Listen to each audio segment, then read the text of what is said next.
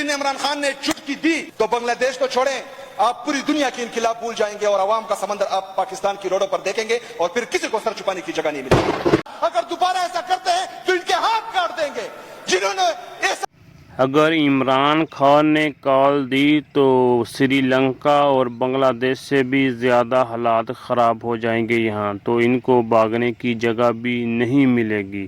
तो याद रखें, जुल्म और सितम उतना ही करें जितना आप लोग बर्दाश्त कर सकते हो। इस वक्त हालात जो हैं वो खाना जंगी की तरफ जा रहे हैं।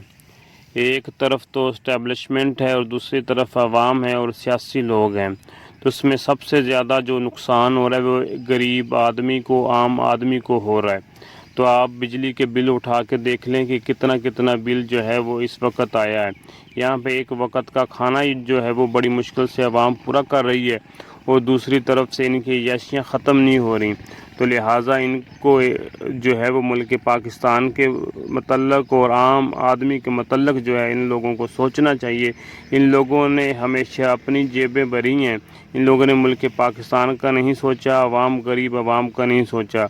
वो जिसने सोचा था उसको आज जो है इन लोगों ने कैद किया हुआ है कि जैसे कि वो बहुत बड़ा मुजरिम है।